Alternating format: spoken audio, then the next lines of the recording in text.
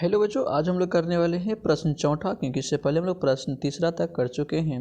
प्रश्न चौथा है बच्चे, अधिकतम 200 शब्दों में उत्तर दें। निम्नलिखित प्रश्नों के उत्तर दें, लेकिन अधिकतम 200 शब्दों में आपको उत्तर देना है। पहला प्रश्न है, प्राकृतिक संसाधन का वर्गीकरण उपयुक्त उदाहरण के साथ प्रस्तुत करें। बच्चे, प्राकृतिक संसाधन का बोला है यहाँ पे वर्गीकरण, यानी प्राकृतिक संसाधन को कितने भागों में बांटा गया है, सभी को उदाहरण के साथ आपको प्रस्तुत करने हैं, मतलब उत्तर देने हैं। आइए सबसे पहले समझते हैं कि संसाधन किसे कहते हैं। उसके बाद हम लोग समझेंगे कि प्राकृतिक संसाधन के वर्गीकरण कितने भागों में बांटा गया है, सारे को उदाहरण देखने वाले हैं। तो पहला प्रश्न को देखते हैं। हाँ जी बच्चे, अगर इस चैनल पर न्यू है तो सबसे पहले सब्सक्राइब कर दीजिए, ताकि कोई भी वीडियो अपलोड हो, ठीक है, तो आपको सबसे पहले मिले बच्चे। ठीक है, चलिए देखते हैं पहला का उत्तर। बच्चे, बात करें अगर संसाधन का, तो संसाधन इस प्रकार से दिया है, मानवीय आवश्यकताओं को पूरा करने वाले सभी जीव, जंतु, वस्तु एवं पदार्थ संसाधन कहलाते हैं। लेकिन प्रश्न था बच्चे कि प्राकृतिक संसाधन का वर्गीकरण और उदाहरण। बच्चे ठीक है, तो थोड़ा नीचे आएंगे बच्चे, तो यहाँ पर है बच्चे प्राकृतिक संसाधन का वर्गीकरण। अगर हम बात करते हैं प्राकृतिक संसाधन का वर्गीकरण का बच्चे, तो दिया है कि विकास एवं उपयोग की दृष्टि से प्राकृतिक संसाधन दो भागों में बांटा गया है। क्या? विकास एवं उपयोग की दृष्टि से प्राकृतिक संसाधन कितने भागों में बांटा गया है? कहोगे दो, ठीक है, दो भागों में बांटा गया है। पहला है वास्तविक संसाधन। वास्तविक संसाधन की अगर बात करें बच्चे, तो पश्चिमी एशिया का पेट्रोल, ऑस्ट्रेलिया का सोना, झारखंड का अब्रहक, मध्य प्रदेश का मैग्नीज एवं राजस्थान का तांबा, ये उदाहरण है बच्चे वास्तविक संसाधन के अंतर्गत। उसके बाद बात करते हैं दूसरा का, तो संभाव्य संसाधन। इसका अगर बात करें तो केरल में मिलने वाला थोरियम और लद्दाख में पाए जाने वाला यूरेनियम, ये इसका उदाहरण है बच्चे। चलिए आगे देखते हैं। आगे कहा गया है कि उत्पत्ति के आधार पर प्राकृतिक संसाधन दो भागों में बांटा गया है। किसके आधार पर बच्चे? उत्पत्ति के आधार पर प्राकृतिक संसाधन दो भागों में बांटा गया है। पहला है बच्चे जैव संसाधन, जिसमें पेड़ पौधे, वन, जीव, जंतु आते हैं। जैव संसाधन में बच्चे सजीव, ठीक है, सजीव पाया जाता है, तो सजीव तो हमारा पेड़ पौधा, वन, जीव, जंतु सारे सजीव के अंतर्गत आते हैं, जिसे हम लोग जैव संसाधन कहते हैं। इसका उदाहरण है पेड़ पौधा, वन, जीव, जंतु। अजैव संसाधन में बच्चे निर्जीव पाए जाते हैं, निर्जीव संसाधन पाए जाते हैं। तो अजैव संसाधन के अंतर्गत खनिज एक निर्जीव है, चट्टान एक निर्जीव है, मिट्टी एक निर्जीव है, भूमि एक निर्जीव है, खेत, ठीक है, तालाब, नदी, झील, ये सारे के सारे निर्जीव है जो अजैव में आते हैं बच्चे। ठीक है, तो हम लोग देख लिए उत्पत्ति के आधार पर। अब बच्चे आगे आते हैं। आगे है उपलब्धता के आधार पे प्राकृतिक संसाधन दो भागों में बांटा गया है। उसके बाद पहला है नवीकरणीय संसाधन, दूसरा का है अनवीकरणीय संसाधन। नवीकरणीय संसाधन और अनवीकरणीय संसाधन क्लास 10th में बहुत बार पूछा जाता है, आप लोग इसे ध्यान से समझे। नवीकरणीय संसाधन जो बच्चे हैं, इसमें सूर्य की किरणें और पवन, यानी नवीकरणीय संसाधन अगर देखे बच्चे, वह संसाधन को कहते हैं जो प्राकृतिक द्वारा, या बच्चे इस प्रकार से भी समझ सकते हैं कि वो कभी खत्म नहीं हो सकता। जैसे सूर्य का किरण खत्म नहीं हो सकता, पवन कभी खत्म नहीं हो सकता। ठीक है, ये नवीकरणीय संसाधन हुआ। अनवीकरणीय संसाधन जो बच्चे खत्म हो सकते हैं और उसको बनने में लाखों वर्ष लग जाएगा, उसे अनवीकरणीय संसाधन कहते हैं। जैसे मान लीजिए कि लोहा खत्म हो सकता है, क्योंकि एक प्रकार का ये खनिज है, धरती के अंदर से प्राप्त होता है बच्चे, खत्म हो सकता है, प्राकृतिक है, पर ये क्या हो सकता है? खत्म हो सकता है, इसको बनने में लाखों वर्ष लग जाएंगे। कोयला आज है, निकल रहा है, कल खत्म हो सकता है, तो कोयला आ जाएगा इसमें, ये भी एक प्रकार का नवीकरणीय संसाधन है, इसको भी बनने में लाखों वर्ष लग जाएंगे बच्चे। पेट्रोलियम, अब्रहक, ये सारे के सारे अनवीकरणीय संसाधन में आते हैं। अब उसके बाद बच्चे आगे देखते हैं वितरण के आधार पे। बच्चे यहाँ पे कहा गया है कि वितरण के आधार पे प्राकृतिक संसाधन को चार भागों में बांटा गया है। वितरण के आधार पे चार भागों में बांटा गया है। या कुछ टाइपिंग गलत हुआ है, वितरण के आधार पे 4 भागों में नहीं बल्कि यहाँ पे 2 भागों में होगा, आप लोग सुधार लीजिएगा, ठीक है। पहला है बच्चे सर्वत्र उपलब्ध संसाधन, इसके अंतर्गत मिट्टी, पवन आते हैं। सेकंड में बच्चे स्थानीय संसाधन, स्थानीय संसाधन के अंतर्गत बच्चे उदाहरण में देखते हैं कोडरमा में पाए जाने वाला अब्रहक, जादूगोडा में मिलने वाला यूरेनियम, छोटा नगर, ठीक है, छोटा नागपुर क्षेत्र में पाए जाने वाला कोयला। ये इसका उदाहरण है स्थानीय संसाधन का। अब उसके बाद बच्चे आगे अगर बात करें तो आपका आ जाएगा स्वामित्व के आधार पर, ये आपका प्राकृतिक संसाधन का अंतिम वर्गीकरण होगा। स्वामित्व के आधार पर प्राकृतिक संसाधन के 3 भागों में बांटा गया है। पहला में आता है निजी संसाधन। निजी संसाधन के अंतर्गत बच्चे उदाहरण है भूमि और तालाब बच्चे। उसके बाद बच्चे यहाँ पे है राष्ट्रीय संसाधन। राष्ट्रीय संसाधन का बच्चे उदाहरण है समुद्र तट से 19.2 किलोमीटर क्षेत्र के अंदर पाए जाने वाले संसाधन।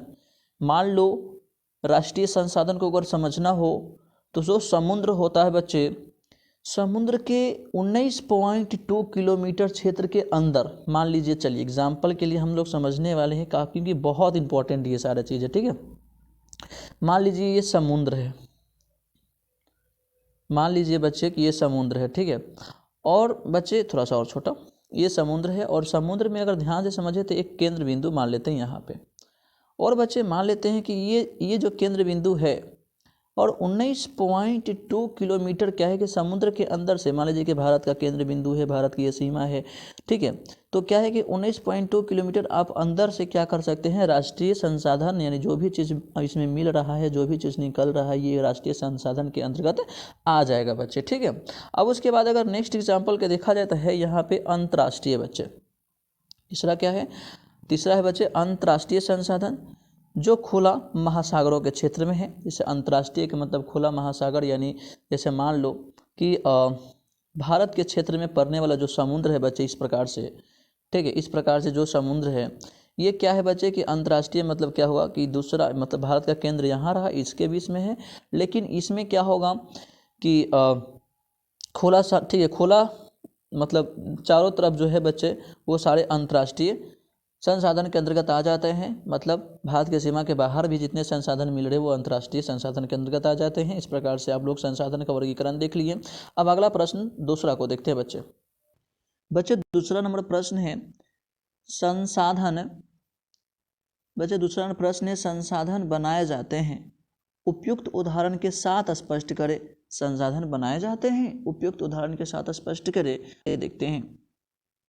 सो बच्चों कितने से बच्चे को लगता है कि संसाधन बनाए जाते हैं? संसाधन बनाए जाते हैं बच्चे, ठीक है। जो प्राकृतिक संसाधन होता है उसको मानवीय संसाधन क्या अपना परिवर्तन में अपना उपयोग में लाने के लिए उस संसाधन के साथ कुछ परिवर्तन भी करता है, तो बना ही तो रहा है। बिजली, अर्थात हम मान सकते हैं कि बहुत ऐसे संसाधन हैं जो बनाए जाते हैं।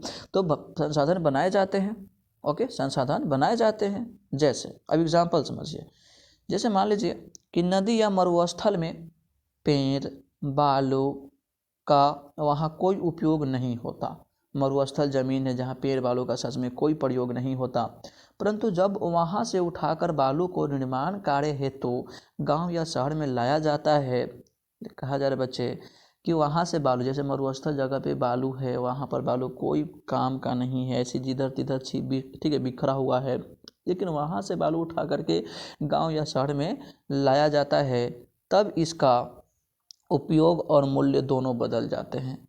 उपयोग में क्या बदलेगा, मान लीजिए कि मरुस्थल जगह पे ऐसे ही छीटा हुआ था, लेकिन वहाँ से अगर कोई व्यक्ति उठा करके लाता है गांव शहर में, तो उसका उपयोग बच्चे घर बनाए जाएंगे उससे, ओके। और इसका मूल्य भी बदल जाएगा। वहाँ था तो 0 रुपया का था, लेकिन वो बाज़ार में अगर बेचे, अगर कोई भी व्यक्ति से वो सेल करे बच्चे, तो निश्चित रूप से कह सकते हैं कि कुछ उसका मूल्य प्राप्त होगा। तो क्या है, उपयोग और मूल्य दोनों बदल जाते हैं। अतः यह कह सकते हैं कि संसाधन, ठीक है, संसाधन होते नहीं बनाए जाते हैं। संसाधन होते नहीं बच्चे, बनाए जाते हैं। ठीक है, चलिए अब बच्चे हम लोग देखते हैं प्रश्न तीसरा को। हाँ बच्चे, सबसे पहले एक और रिक्वेस्ट है कि आप लोग कॉपी पेन को उठा करके सारे प्रश्न को नोट कर लीजिए, क्योंकि पेन बहुत इंपॉर्टेंट प्रश्न है बच्चे। आप लोग बहुत ध्यान से समझिए और कॉपी पेन उठा करके लिख लीजिए। अर्थात बच्चे वो नहीं कर सकते तो आप लोग इसको स्क्रीनशॉट लेकर के अपने पास रख लीजिए। ठीक है, चलिए अब तीसरा प्रश्न को देखते हैं। बच्चे तीसरा प्रश्न में है कि संसाधन संरक्षण की आवश्यकता पर प्रकाश डाले। यानी संसाधन संरक्षण बचाओ बच्चे, संसाधन बचाओ की आवश्यकता पर प्रकाश डाले। आइए इसका उत्तर देखते हैं। सो बच्चे इसका उत्तर हो जाए, तो बच्चे इसका उत्तर हो जाएगा प्राकृतिक संसाधन के बिना मानव जीवन बच्चे की कल्पना नहीं की जा सकती है। सही बात है, प्राकृतिक संसाधन के बिना मानव जीवन की कल्पना नहीं की जा सकती है, परंतु इन संसाधनों के उपयोग की तकनीक एवं ढंग संसाधनों की आवश्यकता को होना आवश्यक है। यानी प्राकृतिक तकनीक एवं ढंग बच्चे, जो ढंग होता है ना, या ढंग नहीं ढंग हो जाएगा, ढंग की आवश्यकता का होना आवश्यक है। मनुष्य ने अपनी आवश्यकता पूर्ति के लिए प्राकृतिक संसाधनों का अत्यधिक दोहन किया है। जितने भी प्राकृतिक संसाधन है बच्चे, मनुष्य उसको अत्यधिक दोहन किया है। मतलब बच्चे दोहन के मतलब प्रयोग किया है। हमने इसका इस्तेमाल तो किया ही है, इसे इस प्रकार प्रदूषित भी कर दिया है कि वे आज सीधे उपयोग लायक रह नहीं गए। सही बात है, मनुष्य क्या किया कि प्राकृतिक संसाधन को प्रयोग किया, कर भी रहा है। जैसे मान लो ऑक्सीजन एक प्राकृतिक संसाधन है, प्रयोग तो कर रहे हैं ना हम लोग, लेकिन हम लोग क्या कर दिए हैं ना, उसे प्रदूषित भी कर दिए हैं कि आज हम लोग के वो लायक नहीं है। ठीक है, आज प्रदूषित मतलब ऑक्सीजन इतना ज़्यादा गंदा हो गया कि बच्चे बहुत सारे लोग बीमार पड़ जाते हैं। हालांकि बच्चे, लेकिन यहाँ कहा जा रहा है यही नहीं, हमने कई प्राकृतिक संसाधनों का इतना अधिक खनन एवं उपयोग किया है कि इनके भंडार धीरे धीरे समाप्ति की ओर है। भविष्य में इनके भंडार खत्म होने की पूरी आशंका है। कहा जा रहा है कि हम लोग प्राकृतिक संसाधन को इतना ज़्यादा खनन एवं उपयोग कर लिए हैं कि ये भंडार धीरे धीरे समाप्ति की ओर तो हैं ही, और भविष्य में बच्चे ये खत्म होने की आशंका है, यानी खत्म होने की कगार पे खड़ा है। मानव के लिए इनका होना भविष्य में उतना ही ज़रूरी है जितना आज। मतलब मानव के जीवन में ये बहुत ज़्यादा ज़रूरी है बच्चे। मानव जीवन सतत चलता रहे, इसके लिए यह ज़रूरी है कि हम इन अमूल्य प्राकृतिक संसाधनों का समुचित उपयोग सुनिश्चित कर इसके भविष्य के लिए सुरक्षित करें बच्चे। ठीक है, मतलब मानव को पता है कि ये चीज़ खत्म होने वाले हैं, तो इस पर एक अलग सा कुछ नियम बना करके इन संसाधनों को बचाने का अत्यधिक प्रयास किया जाए बच्चे। चाहे तो आप इसका उत्तर जो है बच्चे स्क्रीनशॉट ले सकते हैं, क्योंकि प्रश्न इसका उत्तर यहाँ से बच्चे और यहाँ तक है। ओके, चलिए प्रश्न चौथा को देखते हैं। प्रश्न चौथा बच्चे इस प्रकार से दिया गया है कि संसाधनों के अत्यधिक दोहन से मानव ने संकट पैदा कर दिया है। इन कथन से आप कहाँ तक सहमत हैं? आइए इसका उत्तर देखते हैं। बच्चे इसका उत्तर हो जाएगा प्राकृतिक संसाधनों के दोहन से भी स्थिति खतरनाक होती जा रही है। संसाधनों से मनुष्यों द्वारा खिलवाड़ करने के कारण मनुष्य का जीवन कष्टमय होता जा रहा है, यानी बहुत कठिन होते जा रहा है। संसाधन के दोहन के चलते हर क्षेत्र में समस्या बढ़ती जा रही है। इस प्रकार से बच्चे आप लोग इसका उत्तर लिख सकते हैं प्रश्न चौथा को। तो ये जो है बच्चे हम कह सकते हैं, आप लोग स्क्रीनशॉट